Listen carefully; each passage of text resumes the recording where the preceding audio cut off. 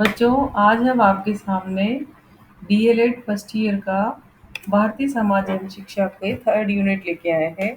Gender बालिका शिक्षा, निर्धन वर्ग एवं अल्पसंख्यक शिक्षा की चुनौती। इसमें हम पूरी डिटेल समझेंगे कि किस तरीके से समस्याएं खड़ी हो रही है। पहला क्वेश्चन है, पितृसत्ता के मुख्य आधार स्तंभ क्या है? तो पितृसत्ता के मुख्य आधार स्तंभ है परिवार, धर्म, जनसंचार के माध्यम और कानून। क्योंकि हर जगह पिता को ही महत्वपूर्ण माना गया है, परिवार का मुखिया माना गया है। धर्म में भी पति के बिना और पिता के बिना अधूरा माना गया है। और जनसंचार के माध्यम में भी हम जो देखते हैं उसमें भी यही बताया जाता है कि जो पुरुष वर्ग है वो सब परिवार का मुखिया होता है। वो ये आगे बढ़ के सब काम करता है और जो भी बड़े काम हो जो भी हो वो पुरुष वर्ग के माध्यम से किए जाते हैं। कानून में भी यदि देखा जाता है तो यही देखा जाता है कि किसी के पिता की क्या स्थिति, क्या आर्थिक स्थिति है, उसके आधार पर उसे कानून में क्या सुविधाएं मिलनी चाहिए। और इस तरह से जो पितृसत्ता को ही मुख्य माना गया है, क्योंकि कई काल से ये सब चली आ रही है। अगला क्वेश्चन है, महिलाओं की दोहरी स्थिति से आप क्या समझते हैं? समाज में महिलाओं की दोहरी स्थिति है। महिलाएं घर का भी काम करती है, रोजगार का काम भी देख लेती है। तो इससे वो दिन भर बिजी रहती हैं। उनका थकान के बारे में कोई नहीं सोचता है और उनके ऊपर एक बर्डन सा पड़ जाता है। तो समाज में महिलाओं की दोहरी स्थिति है। वर्तमान में पहले की तरह ही महिलाएं घर का, खेती का, रोजगार का काम करती हैं तथा परिवार का पालन पोषण भी करती हैं। संपत्ति के सारे अधिकार पुरुषों के पास रहते हैं। यदि महिलाएं घर में कमाती भी है तो सारा धन है जो पुरुष के पास लाके देती हैं और पुरुष ही उनका उपभोग करते हैं कि किस प्रकार से काम खर्च करना है। अगला क्वेश्चन है, जेंडर पूर्वाग्रहों को शिक्षक कैसे दूर कर सकते हैं? शिक्षक को चाहिए कि विद्यालय में लड़के लड़कियों को पढ़ाते समय समान व्यवहार करें। शिक्षण करते समय यह न सोचे कि लड़के अधिक बुद्धिमान होते हैं या लड़की कम बुद्धिमान होती है। अगला क्वेश्चन है, बालिका शिक्षा से संबंधित कोई दो चुनौती बताइए। अग्र भूमिका कमजोर होना, यानी कि जो आप कहते हैं ना बैकग्राउंड, वो यदि किसी का बैकग्राउंड ही कमजोर है या उसके पेरेंट्स पढ़े लिखे नहीं हैं या उसके घर में पुरानी विचारधाराएं चली हुई है तो वो बालिका को आगे पढ़ने के लिए प्रोत्साहित नहीं कर पाते हैं। बालिका विद्यालय और शिक्षिकाएं सर्वत्र उपलब्ध नहीं होता। दूसरी प्रॉब्लम ये है कि बालिका का विद्यालय, गर्ल्स स्कूल हर जगह नहीं होते हैं और नहीं सर्वत्र अध्यापिकाएं उपलब्ध हो पाती। कई जगह पुरुष अध्यापक भी पढ़ाते हैं और अध्यापिकाएं, शिक्षिकाएं हर जगह उपलब्ध नहीं हो पाती है। अगला क्वेश्चन है, बच्चों के बाल श्रमिक बन जाने का प्रमुख कारण बताइए। बच्चों के बाल श्रमिक बन जाने का प्रमुख कारण गरीबी है। जब घर में दो वक्त की रोटी भी ठीक से नहीं मिल पाएंगे तो छोटे बच्चों को भी श्रम करने के लिए जाना पड़ता है। अगला क्वेश्चन है, अल्पसंख्यक समुदाय से क्या तात्पर्य है? उत्तर है, भारत एक विशाल देश है। यहाँ कुछ लोग धर्म एवं भाषा के आधार पर जनसंख्या में कम है। अतः इन लोगों को सरकारी विकास की सुविधा के आधार पर अल्पसंख्यक समुदाय में माना जाता है। भारत में मुसलमान, ईसाई, जैन आदि अल्पसंख्यक समुदाय में आते हैं। इनके विकास के लिए अलग विभाग बने हुए हैं। अगला क्वेश्चन है, अल्पसंख्यक समुदाय की शिक्षा व्यवस्था के बारे में जानकारी दीजिए, अथवा अल्पसंख्यकों को शिक्षा से जोड़ने के लिए सरकार क्या कर रही है? इसका उत्तर है, अल्पसंख्यकों की शिक्षा व्यवस्था के लिए सरकार काफी प्रयत्नशील है। अल्पसंख्यकों के लिए उनकी बस्तियों, मोहल्लों में ही मदरसे खोले गए हैं तथा अन्य सरकारी व गैर सरकारी स्कूलों में भी उनको प्रवेश दिया जाता है। उन्हें सरकार की तरफ से प्रथम कक्षा से ही छात्रवृत्ति की व्यवस्था भी की गई है। अगला क्वेश्चन है, पितृसत्ता से क्या अर्थ है, इसकी प्रमुख विशेषताएं बताइए। पितृसत्ता का शाब्दिक अर्थ है पिता या कुलपति या परिवार का बुजुर्ग पुरुष। यहाँ पर बुजुर्ग पुरुष, चाहे यदि बुजुर्ग महिला है तो उसका शासन नहीं चलेगा। घर में जो बड़ा पुरुष होगा उसी का ही शासन चलेगा।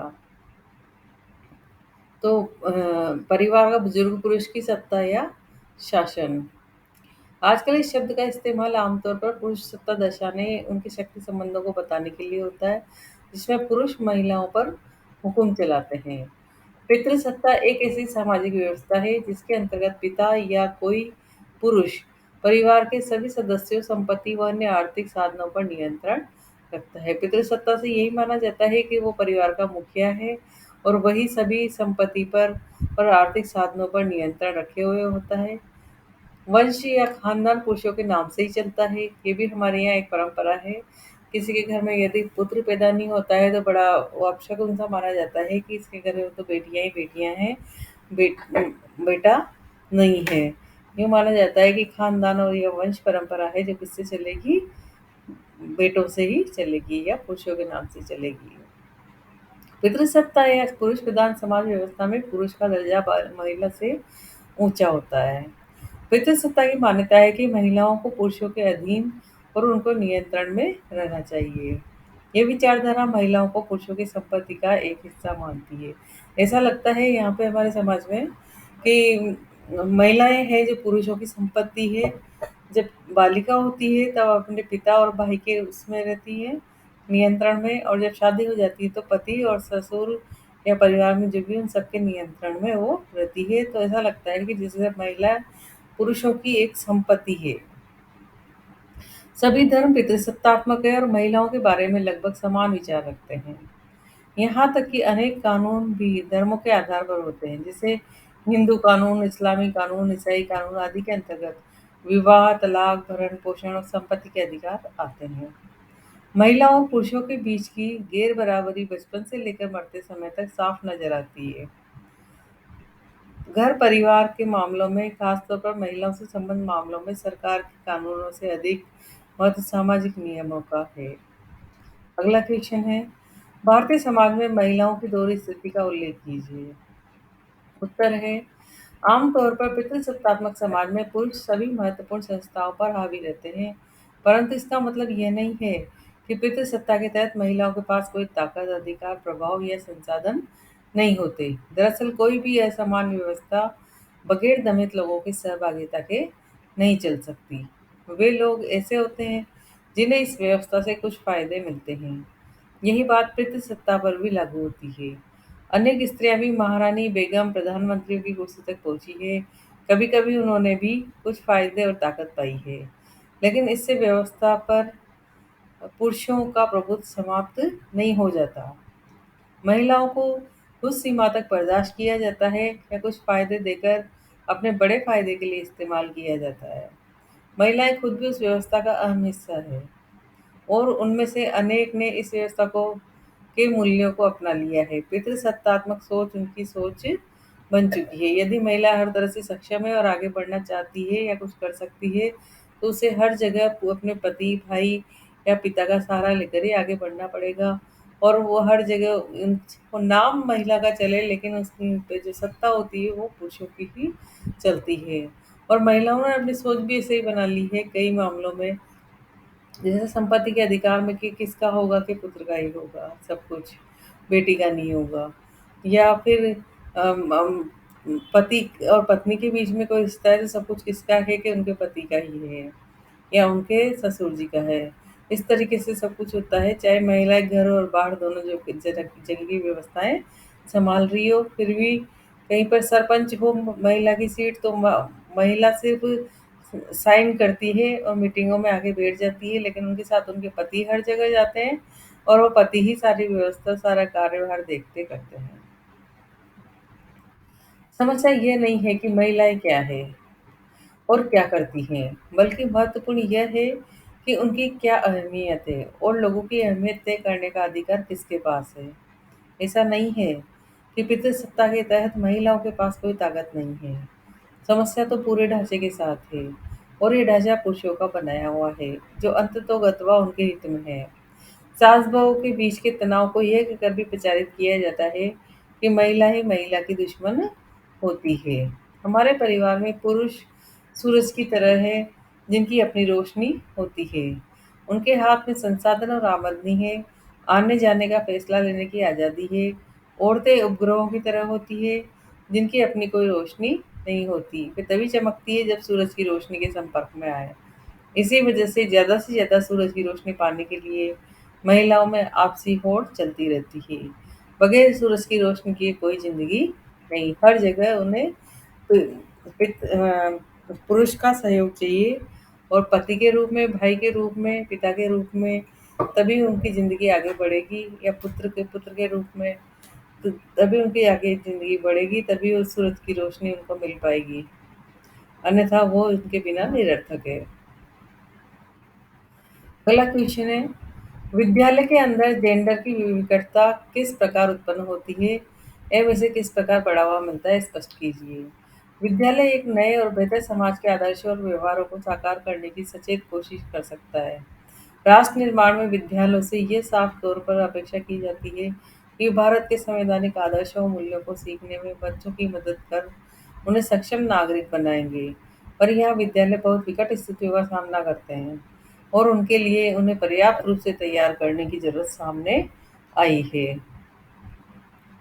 विद्यालय के संचालन में विभाग के कर्मियों, प्रबंधकों, शिक्षकों के जेंडर संबंधी विचार प्रमुख भूमिका निभाते हैं। व्यक्तिगत स्तर पर सभी लोग अपनी अपनी वैचारिक यात्रा में अलग अलग पड़ाव पर हो सकते हैं। कुछ जेंडर समता के विकास से काफी आश्वस्त होंगे, तो कुछ इसके विरोध में भी होंगे। कई लोग व्यक्तिगत आस्था के बिना ही औपचारिक स्तर पर कई कार्यवाही में भाग लेते होंगे, क्योंकि वे शासन की सेवा में हैं। दूसरी तरफ समाज के दबाव का सामना करने का जिम्मा भी विद्यालय का ही होता है, और वहाँ ऐसा कुछ एकदम से नहीं किया जा सकता जिससे समाज पर प्रतिकूल असर पड़े। ऐसे में जो प्रगति हो पाई है वह भी मिट सकती है। उदाहरण के लिए कक्षा में लड़के व लड़कियों को अलग अलग बिठाना, या बाहर के कामों में लड़कियों की जगह लड़कों को भेजना ऐसा व्यवहार है जिसकी अपेक्षा अभिभावक करेंगे, और सह शिक्षा वाले विद्यालय इसका उल्लंघन नहीं करना चाहेंगे।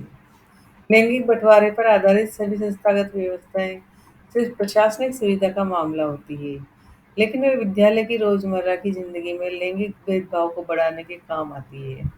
एक खास व्यवस्था कक्षा के हाजिरी रजिस्टर में लड़के और लड़कियों का अलग अलग सूची का बना होना था, जिसकी एक अनिवार्य व्यवहारिक उपयोगिता विद्यालय बोर्ड को लैंगिक आधार पर मासिक हाजिरी के आंकड़े भेजना था।